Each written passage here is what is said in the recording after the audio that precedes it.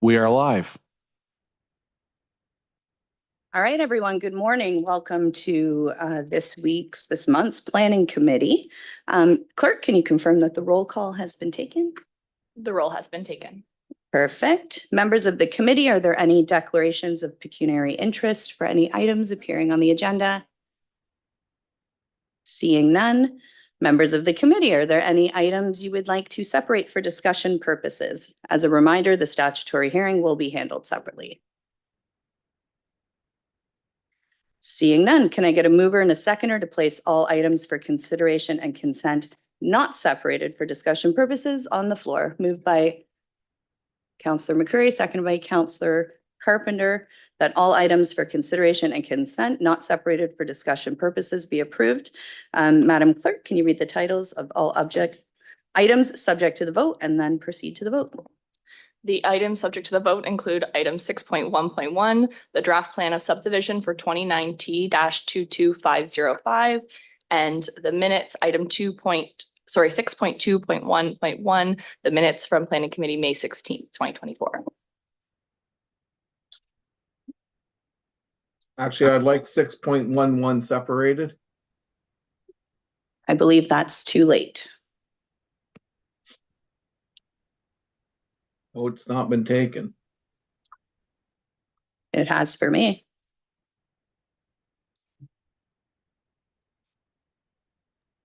I'll challenge the ruling.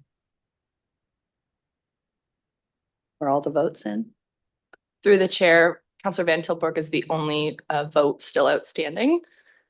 If Councillor Van Tilburg is calling a point of order and challenging the ruling of the chair, he'll need a seconder. Is anyone seconding that? Councillor Carpenter has seconded that. Okay, So we'll call the vote to. Okay, so I have ruled that nothing was separated and we proceeded with the vote. So if you're voting yes, you agree with the chair, myself, that we are going to proceed. If you vote no, you're agreeing with Councillor Van Tilburg. Madam Clerk, if you would call the vote.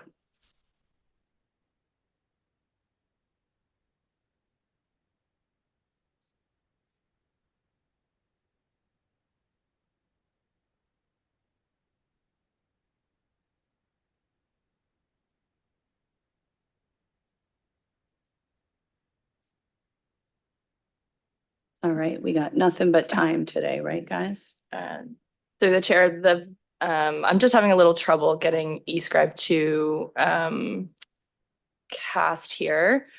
So just bear with me a moment.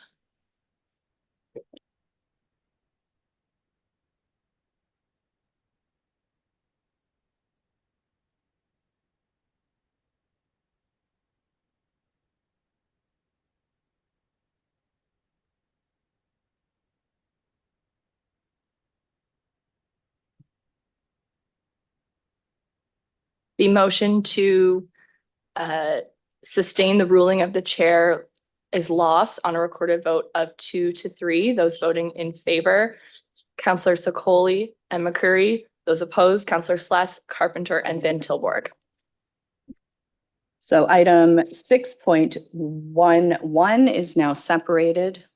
Madam Clerk, if you would call the vote again for the items not separated.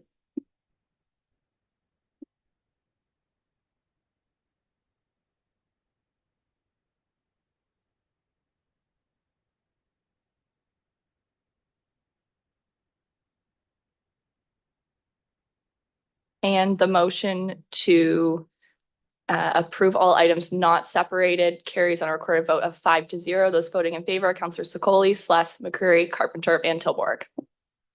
Beautiful, thank you. There is one public meeting on today's agenda. The public meeting is held in accordance with the provisions of the Planning Act. The purpose of this hearing is to discuss the planning application and to hear from the public, either in support or against of the application. At the end of each of the public meeting, the committee will pass a recommendation, which is generally considered for a final decision at next meeting of council. The name of anyone who speaks in regard to any item will appear in the meeting minutes. Anyone wishing notice of any further proceedings regarding the application should also provide their name and address to the clerk's office. We ask that members of the public in attendance today to speak to an item, please ensure that you add your contact information to the sign-in sheet at the back of the room. The applicant will speak first, followed by municipal staff. In this case, the applicant is municipal staff. And then the public will speak. Each will have up to 10 minutes to speak, inclusive of questions from the committee. The applicant will then have 5 minutes to provide any clarification to questions that arise during the meeting. As a reminder, and the following rules of decorum as set forth in the city's procedural bylaw do apply. No person shall display any sign, banner, or place card in the meeting room other than materials that, in the opinion of the chair, legitimate audio-visual aids necessary in connection with the presentation. All persons present shall use polite and respectful language and shall refrain from the use of any language or the making of any gesture that is disrespectful or offensive.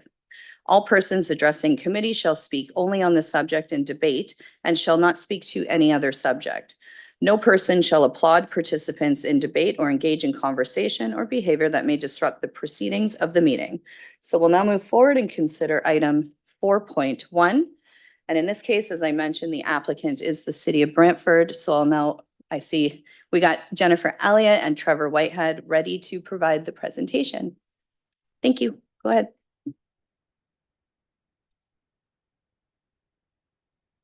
Good morning, Chair Sicoli and City Councilors. Thank you very much for allowing us to present to you today in this statutory meeting for the zoning bylaw amendment for the property addressed as 346 Shellard Lane in Brantford, Ontario. I am Jennifer Elliott. I'm the Director of Engineering Services, and beside me is Trevor Whitehead. He is our Coordinator of Parks Design and Development. 346 Shellard Lane is approximately 116-acre site that will house the new Southwest Community Park. This parcel is bordered by the West Brant Heights subdivision on the southwest, Shellard Lane to the southeast, a protected natural watercourse to the northeast, and Dobney Creek Natural Watercourse to the northwest. The proposed Southwest Community Park will provide a recreational hub for the neighboring community and the city of Brantford as a whole. As early as 2006, the city of Brantford recognized the need to address the future growth requirements within the southwest area of the city, and the North of Shellard Neighborhood and Recreational Plan identified this subject site. Throughout the following years, various plans and phases were identified for the site. Due to significant archaeological investigations within Phase 1 of the northwest portion of the property, Phase 1 has been paused to complete archaeological reporting and pivot to a preserve and protect scenario. Public Works will return to council at the appropriate time with the developable space identified and potential development opportunities. There we go. Phase 3 of the property is home to the upcoming joint venture between the Grand Erie District School Board, the Brantford Library, and the City of Brantford for recreational center and daycare. The Phase 2 of this property, subject to the zoning application before you today, this parcel is approximately 36 acres. The design, as approved by City Council and the Southwest Task Force, identifies premier sports facilities for soccer, cricket, and pickleball, the erection of 3 site-specific buildings, an expansive activity hub that has something for everyone, disc golf, and opportunities to connect with nature and for other Brantford residents. This project will enhance the city's recreational portfolio with the additions of competition-level soccer and cricket facilities. The artificial turf soccer field will provide a high-end playing surface complete with sports lighting, accessible bleachers, and a press box. The natural turf cricket pitch will be the first purpose-built cricket amenity in Brantford, which will also be complete with sports lighting, bleachers, batting cages, and an umpire station. Both premier sports facilities will be accompanied by dedicated field houses, which include accessible washrooms and change rooms. An in-ground concrete skate park caters to beginners and advanced users alike with features of various levels. An elevated meandering boardwalk provides an opportunity to engage and observe the natural areas of the site while also providing connections to the McGinnis Drive neighborhood. Passive recreational opportunities will be available through pavilions, shade structures, and connecting trails. An activity hub has been included in the southwest portion of the site, filled with engaging and active spaces. A refrigerated multi-use sports court provides a sports pad in the warmer months and a reliable frozen skating surface in the winter. 5 pickleball courts will be included with 3 regulation courts and 2 competition courts, which allow full accessibility with bleachers. The designed 1,200 square meter playground and 400 approximately square meter splash pad will include accessible play features, a natural themed experience, and accessible rubber safety surfacing. The activity hub will be served by a concession stand and accessible washrooms that have been included in the neighborhood soccer or the neighboring soccer field house building.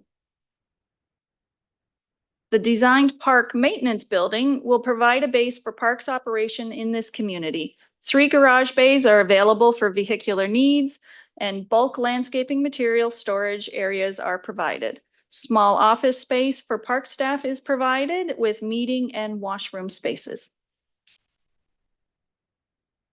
The Activity Hub Soccer Field House design includes a concession space, universal washroom, and accessible change room facilities for users of the artificial turf soccer field.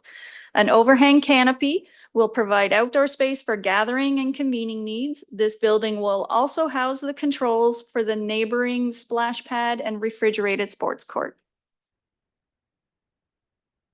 Similar to the soccer field house, the cricket field house will include universal washrooms and accessible change room facilities. Mechanical controls for the irrigation for the cricket pitch are housed within this building as well. Here as well, an overhang canopy will be provided for outdoor space for gathering and convening needs. The parcel of property subject to the report in front of you for today is currently zoned planned unit development type 1 and is requested to be rezoned to open space type 1 and open space restricted and is in line with the city's official plan. Phase 2 of the park will provide 224 parking spaces with 136 spaces available on the Phase 1 portion of the site. 11 accessible spaces will be provided as a mix of type A and type B spaces. The parking lot has been laid out to provide convenient and safe access to the amenities, and pedestrians have also been accommodated site-wide.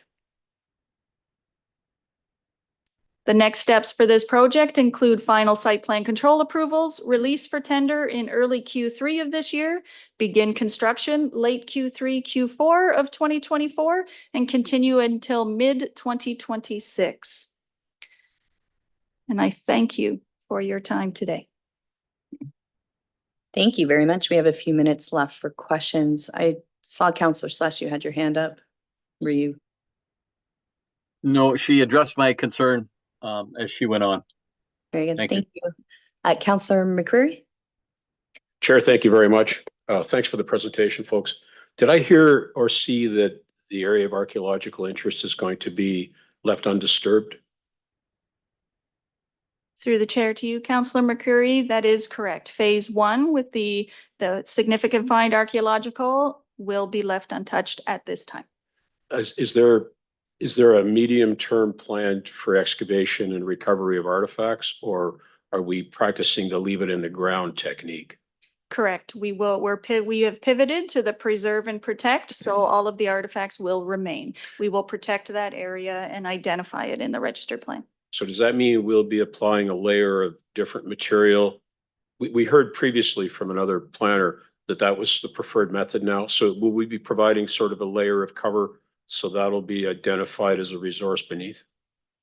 That is correct. Through the chair to you, Councillor McCreary. Through the stage 4 reporting, it will identify what is required, and if there's that a special or an additional level of ground to go over top, that would be identified in that plan, and we would conform to that plan. And we would identify that into the future as an area where there'd be no planting of ball and burlap plant material, for instance? Through the chair to you, Councilor McCreary, that would be correct. If it is deemed appropriate, then we may be able to put something on top. But that would all be identified in the stage 4 report. Sure. Thank you very much for that. Good work. You're welcome. Thank you. I had Counselor Carpenter next. Thank you, Madam Chair. To the staff, then, what's this cooled playing surface that we're talking about?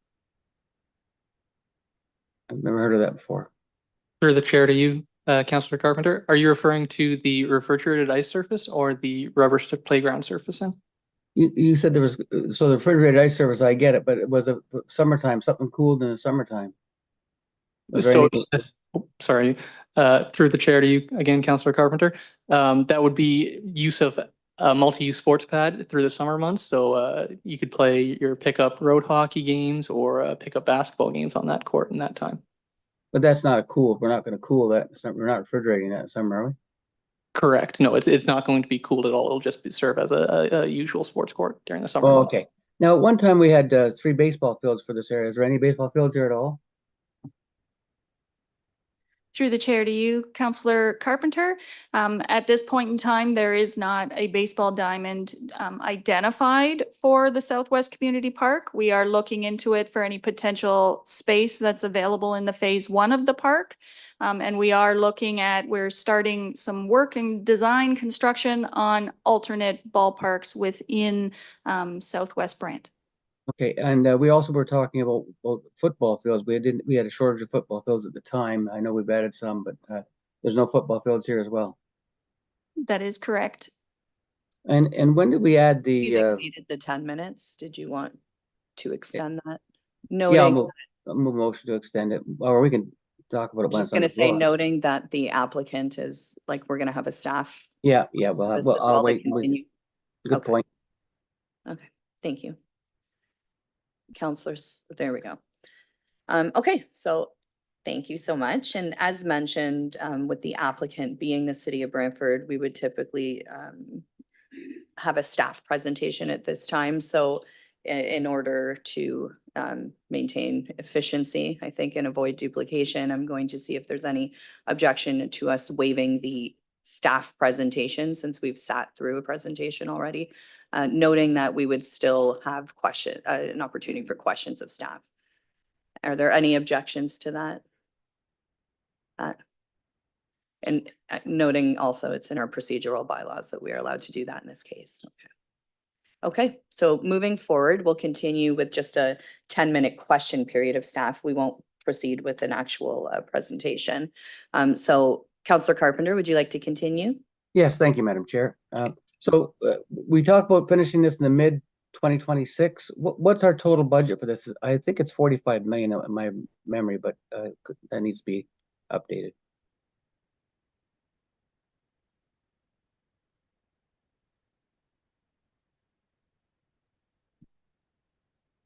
Sorry, I might be a little bit out of breath now. That's Through the okay. chair to you, Councilor Carpenter, the current construction estimate for the Southwest Community Park is $35 million. Oh, okay, that's why, good that you corrected that for me. Thank you very much. And the completion day again, mid 2026? Through the chair to you, Councilor Carpenter. Yes, that is correct. We are anticipating mid-2026 for completion. It will be a phased construction. We'll start with the road and the infrastructure, the stormwater sanitary water main, and then move into the park amenities next. A couple more. The soccer field will be because it's artificial turf. Sorry, not soccer field. Yes, it is soccer field, isn't it? The soccer Yes. field will be artificial turf, so it will be the same kind of turf and soccer fields that we built already in the city. That is correct. Some artificial turf fields are built in Kiwanis Park off of Kiwanis Way, and it will be a similar structure. And have we got any estimated time frame or, sorry, costs for the operational expenses of this park? I would have to defer to my Parks and Rec staff who are not on the line, but we have been looking at the operational efficiencies that could happen between our Parks and Rec buildings. Okay, maybe they can have that when it comes to council. That'd be fine. Now, final one, Madam Chair, is the skateboard park. Who's doing the design for the skateboard park, and have you consulted the skateboard users as well? Through the chair to you, Councillor Carpenter. Yes, we have been consulting with, I believe the company is New Line, and they have done numerous in-ground concrete skate parks throughout southwestern Ontario, and they're actually one of the higher end facilities too in that regard. Yeah, and I would encourage you to look at Beasley Park in Hamilton, where they at one time had vandalism issues with spray painting in the park, and they invited the skateboarders to come in and paint the park themselves. And then that vandalism went away. Just would give some consideration to the long-term use. The neighborhood could come in and decide on how the park will be painted, the skateboard park. Otherwise, it'll be painted in a way that we don't agree with. If we could necessarily. keep the questions to the actual application. The Although I- application is the whole park, Madam Chair, and we're all being paid not all of us, but most of us being paid $250 for this day. So I think You we should asked have both questions looked at. regarding the rezoning. Yeah, Thank you. thank you. The zoning is the park itself, so the whole application is available for Are discussion. you finished with questions? I am now. Thank you. Okay, perfect. Moving on to Councillor Sless. Yes, thank you. Just a couple of questions. The soccer field, is that being constructed in such a way that we could bubble that at some point in the future? Through the chair to you, Councillor Sless. No, it was explored going the route of a dome structure at the time. So we were looking about a $6 million addition to make it dome compatible. So the thought was that there would be a better facility suited for a dome structure somewhere else in Brantford, and this was not the site to include that. Okay, and we're pursuing that option somewhere else, are we? Through the chair to you, Councillor Sless, we will be looking through that with our Parks and Rec master planning and all of our available sites.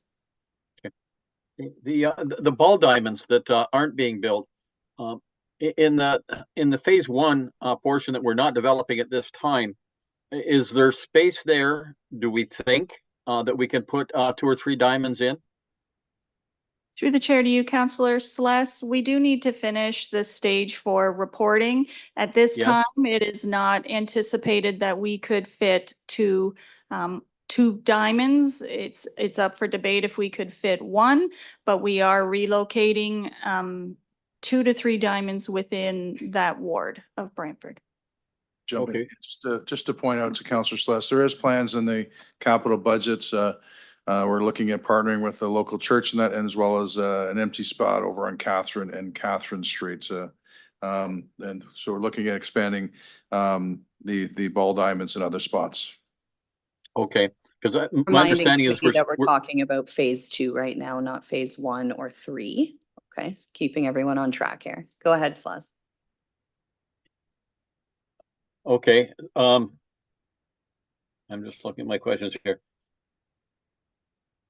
There was concern raised about the size of the cricket pitch, and there seemed to be members of the public thought it was not the size to make it a competitive field, and I think we were contending that it is. Has that been resolved? Through the chair to you, Councillor Sless. So we were limited by the wetland boundary on the extent that we could size the cricket pitch. It has been maximized so that we could get as close to that boundary limit as we can. I believe the diameter is 65 meters off the cricket pitch right now. So that would make it of such a size then that it would be acceptable to like premier play, tournament play, that type of thing. It would meet the standard that is set either provincially or nationally. That is correct. So it would suit a competition level. We wouldn't be able to hold a national level competition at this facility though. Okay, and I think I heard that there's public seating at both the soccer and the cricket pitch. What's the capacity of that seating? I don't have the exact totals in front of me today, but I believe we're looking at about 200 for the soccer pitch or soccer field, and probably about 50 to 100 for the cricket field, cricket pitch. Okay, thank you. Thank you, Madam Chair. Thank you. We have Councillor McCreary next. Chair, thank you. Will you be approaching us again with respect to permitting the structures that we're building? Through the chair to you, Councillor McCreary, that is currently within site plan control, so it is being reviewed by all city staff and Okay. outside stakeholders. Can we ensure that they are handsome buildings and don't end up looking like the building at Mohawk Park, please? We will look into that. Yes, sir. Now, we've built 2 turf fields already. Do we have the drawings and specs for those so that we could replicate it here with, of course, site-specific changes? Through the chair to you, Councillor McCreary, we have reviewed those plans, and our landscape architect has been reviewing and has designed artificial turf fields. in Okay, the so past. everything we're doing is in-house then? And no, we do have a No? consultant, but we do have our in-house project management team that is overseeing them. And which is exceptional. Yes, Yes. I do agree. Now, Councillor Sless mentioned tournament play. It looks to me like we've got about 300 parking spots on site. Is that going to be sufficient for, say, an all-day cricket extravaganza with folks from all over the province? Through the chair to you, Councillor McCreary, we have designed, it's a little over 200. I don't have my notes in front of me. I think it was 224 parking Okay. spaces within our phase. There's additional parking spaces within the joint build site, Yeah. which we are kind of share using as well. So if it's after school hours, then there would be those parking spaces on site. If it is noted that there's insufficient parking just with the level of spectators that come to those sites, we can look at that as a possibility when we're moving into the phase 1 potential. Excellent. Thank you very much. You're welcome. Thank you. We have just over a minute left. Councillor Carpenter. Thank you. Just a final comment. Thank you very much. I see everybody spoke on the same issues I did of the actual structures. Just to staff, the funding of this is completely done through debentures, as I understand as well, right? This is fully debentured, fully funded? Through the chair to you, Councillor Carpenter, that is correct. It is DC funded with debenture. Yes, I think that's important to recognize. Thank you. And the community was heavily involved in this design and this whole process from 2006, I believe. I'm sorry, may you repeat the questions? I did The not. the community was involved in this from the very beginning, from 2006. I was on the original committee in 2006. Mhm. Yes, Okay. that is correct. All right, thank you. Thank you very much. That's it. Thank you, Madam Chair. Thank you so much. And just in the nick of time, we're done with questions. Thank you. All right, so we'll now open the floor to members of the public seeking to speak to this item. If there are any members of the public attending this meeting virtually to speak or in person, please raise your hand or use your raise your hand function or proceed to the front of the room.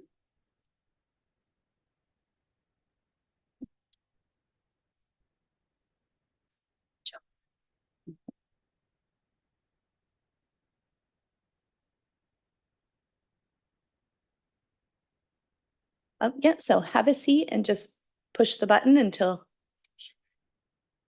it turns red. And then if you would state your name and your address, please.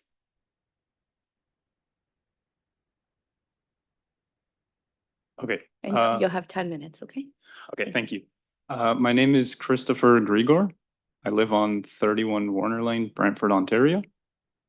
And I believe Councillor McCreary already asked my question, but I just wanted to just confirm.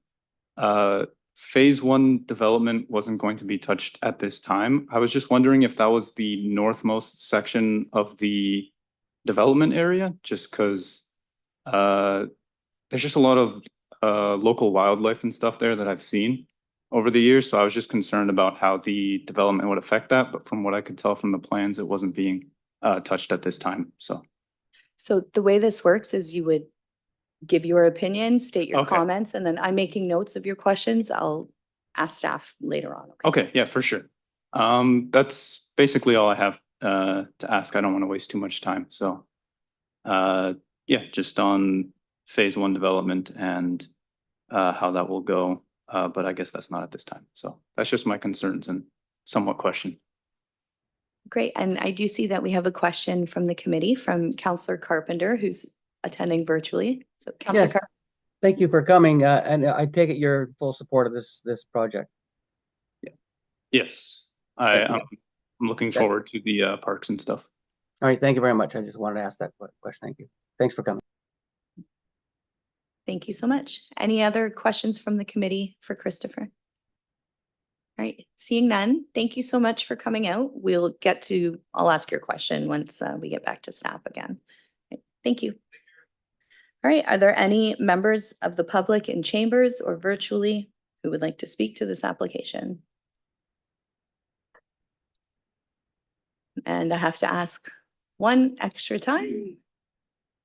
Are there any members of the public either tuning in virtually or here in chambers who would like to speak to this topic? All right, seeing no one, the public meeting is now closed. Does staff come back right now? Okay, so clarification from staff. Is it Tasha or are you running up again, Jennifer?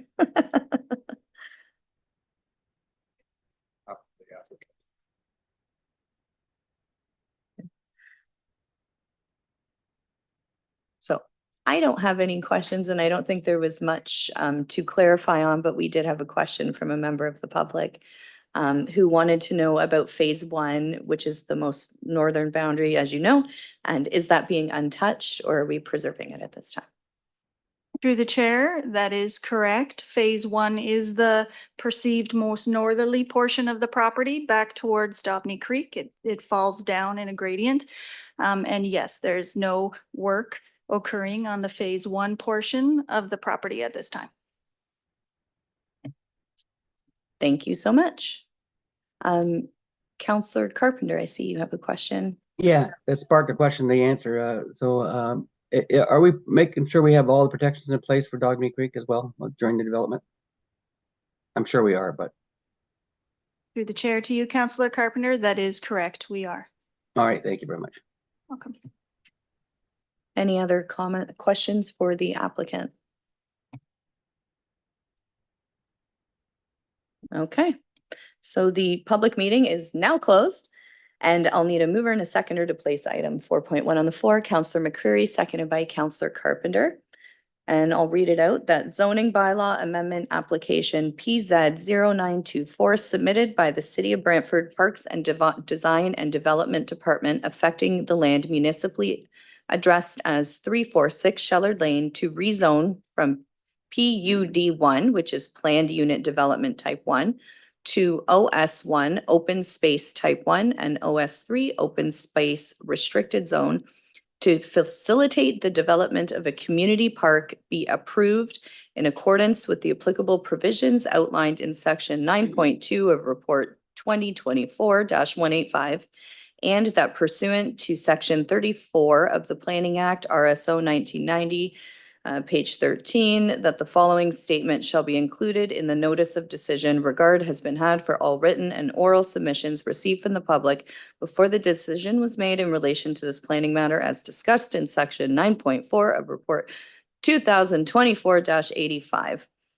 All right, now it is time for discussion. Any discussion on this? Counselor Carpenter, kick us off.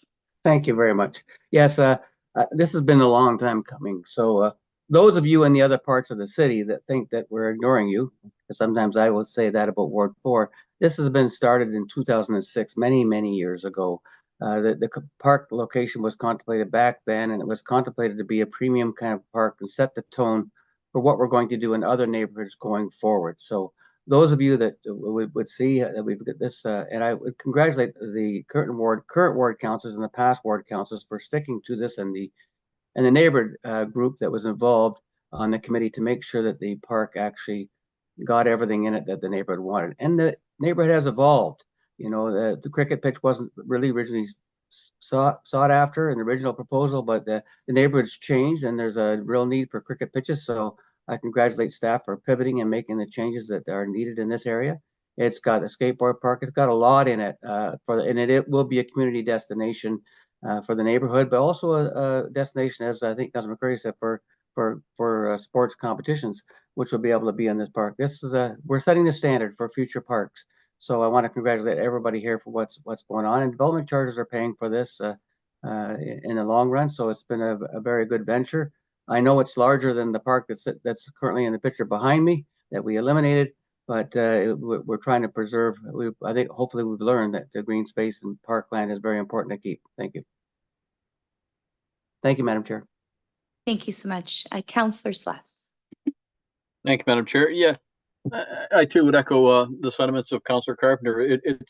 It's been eons since we first envisioned what excuse me, what this could look like, and we're finally at a point now where we're making actual decisions that are sticking. I think originally the concept was it would be a baseball tournament center, and I thought that was a wonderful thing to be doing. So I would hope, since that's been shifted, that we're looking elsewhere in the city to do that, because I think that's important, not only to further the tournament capital designation that the city owns, but also the fact that the minor baseball folks in the city are dying to do these types of things, but they need the facilities and the city support to be able to do it. So from that perspective, I'm a little disappointed that there's no ball diamonds there, but hopefully we can create a sizable space that would host. The worst thing that you can do, I think, when you're hosting tournaments is to have it scattered all over the city, and you've got people trying to follow little hand-printed maps to get to the various places because they're not familiar with your city when you're hosting out-of-town people in a tournament. And that's why it's nice if you can capture it all in one location where it's very convenient and it's very, I think it bodes well when you're bidding on tournaments that you can host them in an area that's contained, and there's not a lot of confusion of where to go and what diamond am I at. You're in one location, and I think that's important. So I would hope that we're looking forward, looking at that. Also, I'm glad to hear that we're looking at a domed indoor facility to play soccer on a soccer field year round. It's not only good for soccer, but it's good for other indoor sports as well. Training in that we can't do because we don't have facilities in this community to do it. I would hope again that's not happening here, and that's unfortunate, but I would hope that it will be happening shortly in another location again within the city, somewhere within the city limits, because it's desperately needed. We're sending people out of town to do their training and the indoor things that take place in the winter because we don't have indoor facilities. And for a city of our size, that I find that embarrassing. So I'm pleased to support this. I'm looking forward to it. I believe it's been more than 18 years in the making. So I hope it meets the hype that we've had for it, and the pictures indicate that it will. And I look forward to what happens with the phase 2 or the phase 1 land and see just what can be done there. And perhaps there's still more to come. So thank you, and I'm pleased to support. Thank you. I have Councillor McCreary next. Madam Chair, thank you. This is a sort of a watershed moment for the first ward. And when one considers the strides we've made since 65, we'll pick as a year. I look at the realization of a lot of good work by our Parks and Recreation Department throughout the years, and also our design and development folks who do stellar work here. This is curing the ills of another underserviced recreational district. You may think back these 11 years to the consolidation of the Wayne Gretzky Sports Center in the beautiful 3rd Ward, which is a state-of-the-art facility. One looks at this as a next step here, as we did with Tootla Park, which prior to the work of the former Ward 5 councillors, one former Ward 5 councillor and Councillor Van Tilburg, I should say, not to leave him out of this, that was a pretty darn good revision to a recreational facility that was starved for opportunity for all those years. And we will be also building another state-of-the-art recreational facility on a former golf course on Rawdon Street, which again will mirror a lot of what we're seeing on this site. So, over the course of the last few years and going forward a couple of years, we solve a lot of issues for neighborhood kids who didn't have a lot of opportunity immediately in their neighborhoods. We really have made some strides here, and we've often heard from folks that we don't care about kids and recreational opportunities. And I think what you're going to see, what's happened in the last few years and what's going to continue to happen, is a continued investment in our youth, particularly in our opportunity, as Councillor Sluss said, to host folks from away to come here and participate in sports where our kids can whoop their behinds regularly. Again, it's a facility that's going to help us grow culturally and speak to some of the opportunity for people in Brantford to begin to play sports like cricket. I'd like to see Councillor Carpenter out there on the cricket field if they have a seniors league. I think that would be quite enjoyable. I know he was an athlete when he was a young man. Going forward, there's so much opportunity and such an opportunity for us to spend taxpayer dollars on something that people can see and use and enjoy and bring their kids and grandkids to and go out and watch competitive sports here. So kudos to the councillors, one of whom is present today. Some of the prior ward councillors worked on this, as Councillor Carpenter said, and to our staff who do stellar work in this department, engineering, parks and recreation. Thank you. Thank you. And seeing no other speakers in line, I'll take a minute just to comment on this. This development really will be the feather in the hat of Brantford. And, it really bolsters our claim and moves us towards retaining that title of tournament capital in Ontario. It's much needed, not only for Ward 1, but it's needed throughout all of Brantford. And I'm really proud of what we've put together here.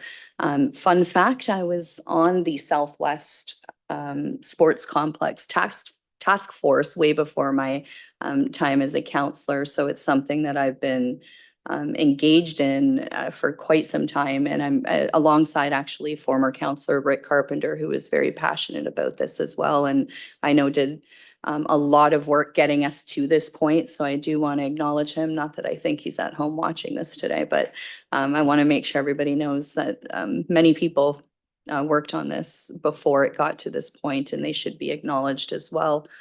It's not every day we get the opportunity to rezone and preserve 36 acres of green space and open space in our community. It's usually the other way around. So it's a really beautiful moment that we should all just take a second to appreciate.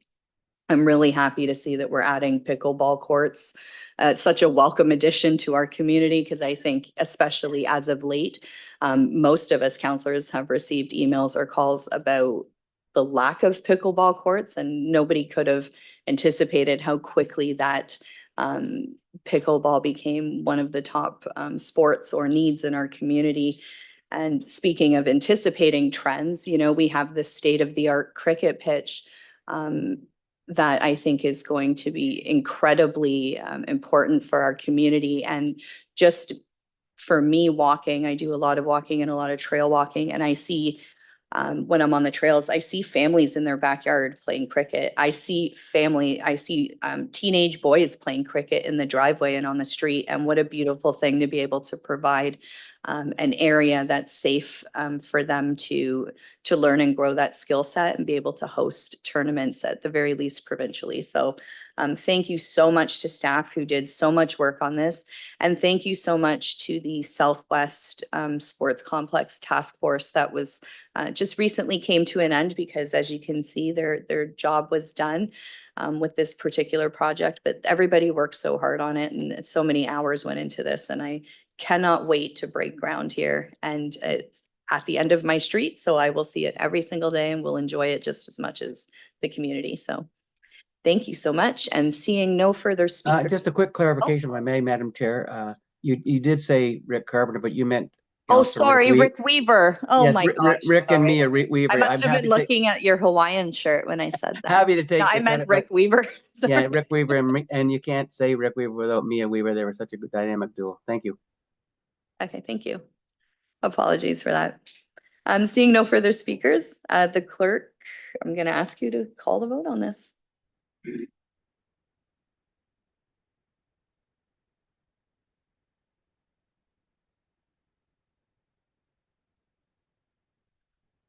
Item 4.1 carries on a recorded vote of 5-0. Those voting in favor, Councillor Sokoli, Sless, McCreary, Carpenter, and Tilborg. Thank you. And we have no registered delegations speaking, but we do have one item that was separated for discussion. That's item 6.1.1. That's been separated by Councillor Van Tilburg. Thank you, Chair, and through you. I'm just looking at the layout of this draft plan subdivision. And in the 9.2 section, it mentions about accounting for all the trees. And the way I look at the diagram now is the trees are creating a buffer between what will be the former Maple Leaf plant. And when I see an industrial center next to residential, we've had 100 years of knowing what the Maple Leaf plant does. We won't know what the new entity that goes into that industrial sector could be. So when it says accounting for the trees, what about, is there a protection for the trees, or is there a sound barrier? What goes in there that separates? Because right now between all the other houses, we've got a barrier of that land and the trees. So the houses are going to be up in that area. What is the protection for these homes next to the industrial area?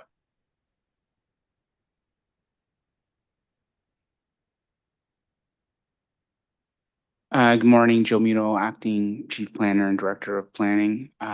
Through Madam Chair to the Councillor, the proposal for the rezoning that Council approved last year addressed the need for a holding on that zoning for noise. And through this report before you today, with respect to the draft plan of subdivision, there are draft plan conditions which address noise and compatibility that is done through the Ministry of Environment, Parks.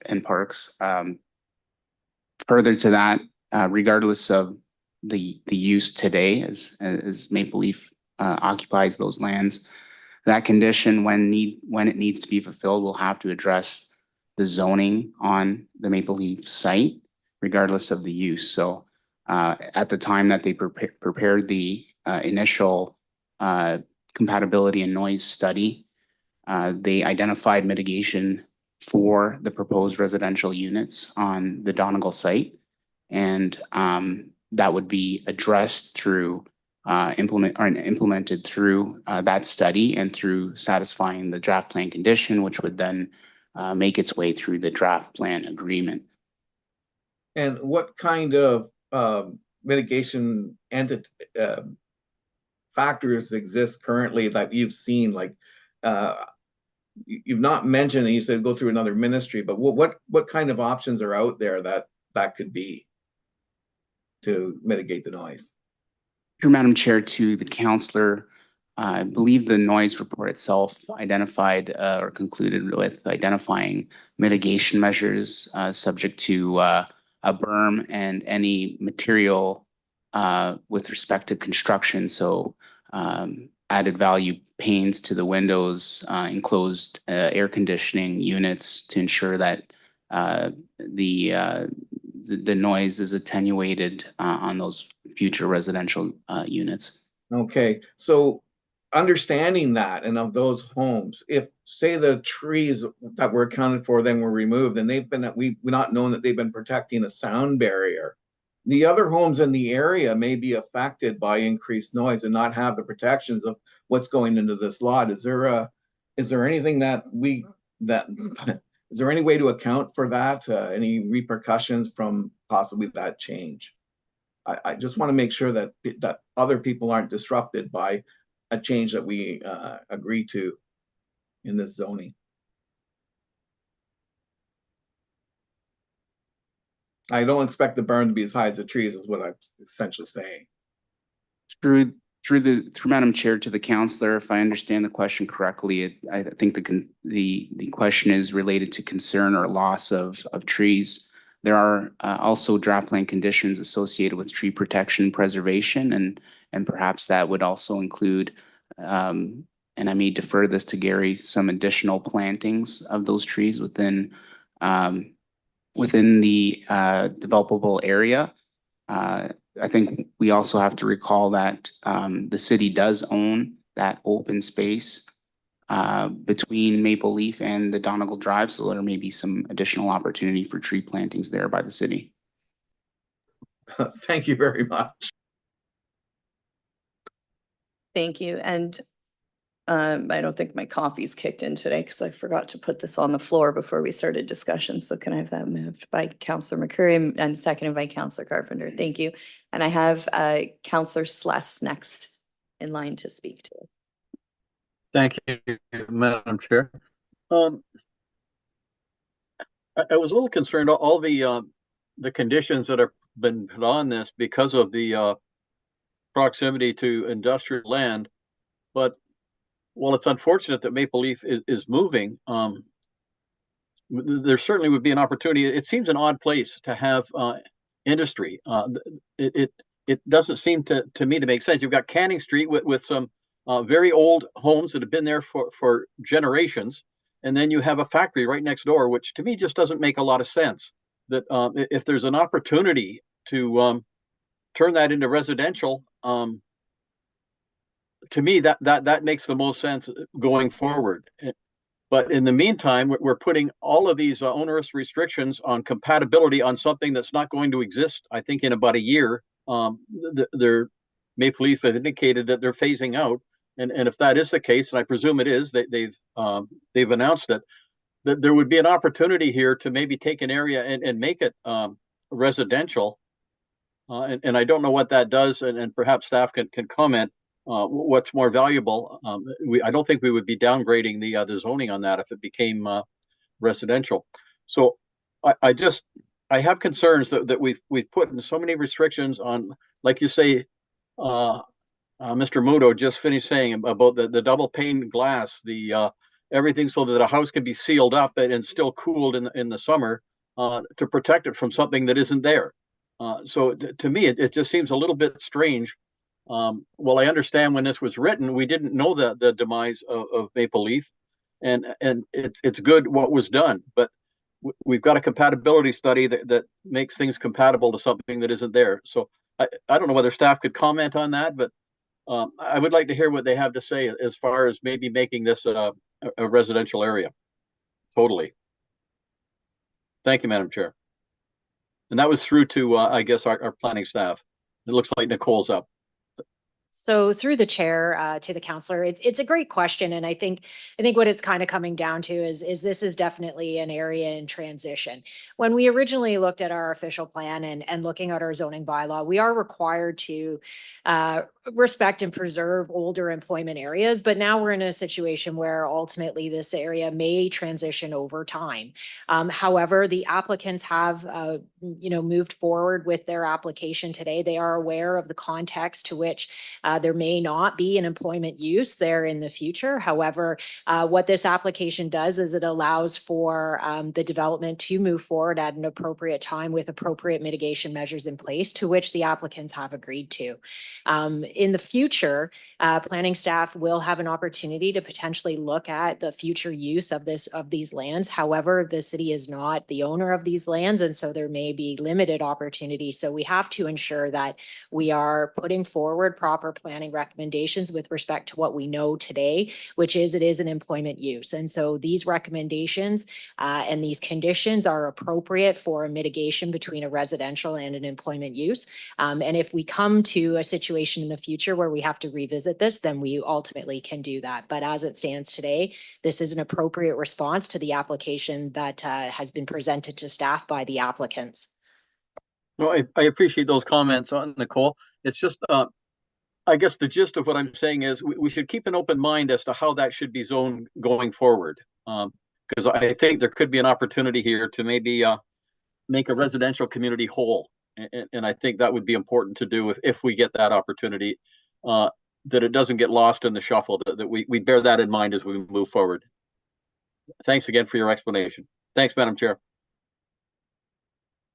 Thank you so much. I have Counselor Carpenter up next. Thank you, Madam Chair. And I echo those comments from Counselor Sless. I was wondering if he was ahead of me, if he is going to get those in there. Looking at the map, and the frontage of this property is on Better Memorial Parkway. It certainly could add some more commercial to the frontage of it, provide services to that neighborhood, and you could access the back of that Maple Leaf Foods property when and if it becomes vacant, and rezone it. Does the official plan have the opportunity for it to be changed to residential in the future so that the non-conforming use of industrial still stays as long as the business is in place, but that it changes to residential.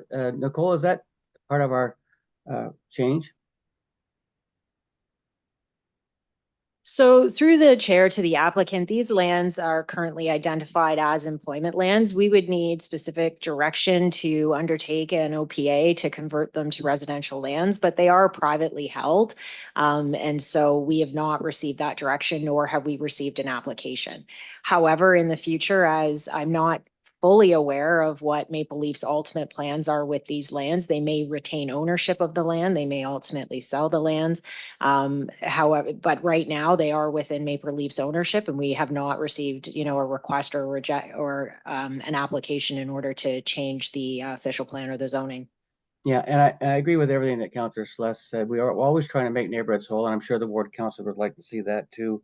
But I just want to lend my support to this concept. And if Mr. Hutchings is listening, we're always looking for land for affordable housing. This would be another location close to the major intersection where affordable housing could be done.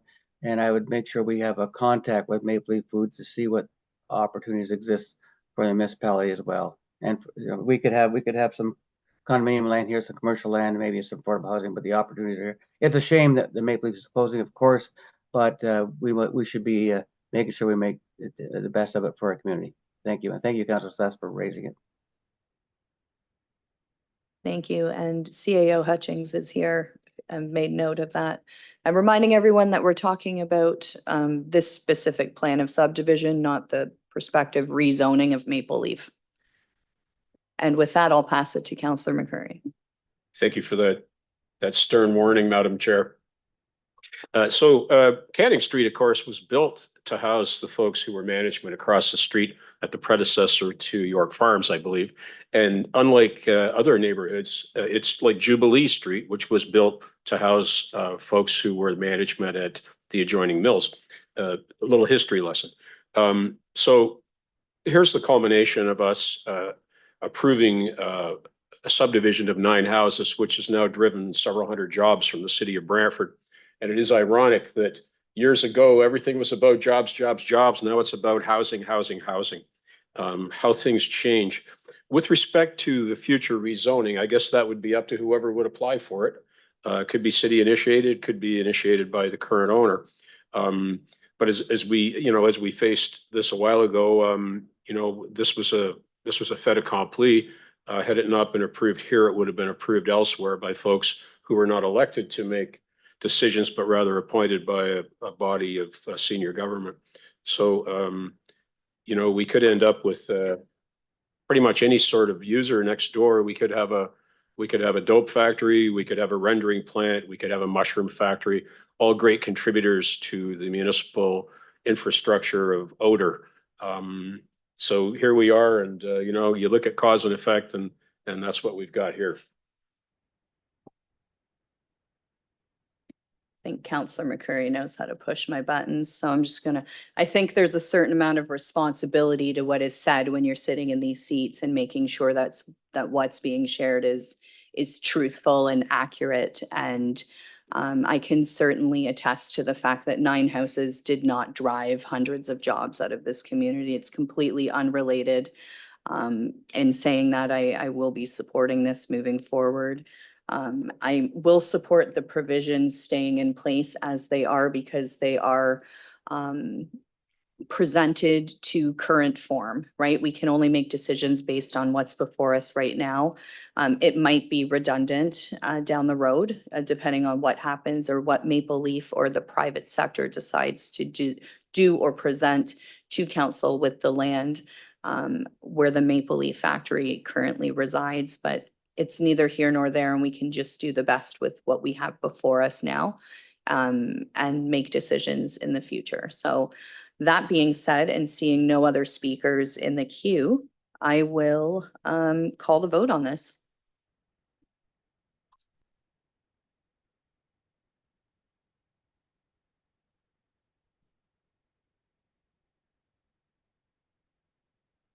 Item 6.1.1 carries on a recorded vote of 5-0. Those voting in favor, Councillor Sokoli, Sless, McCurry, Carpenter, Van Tilburg. Very good. Thank you, Madam Clerk, and thank you to everyone for coming out today, especially staff. There's no notice of motions, and please note the next notice of motion deadline is Thursday, June 20th. This meeting is now adjourned. Well done, Madam Chair, and thank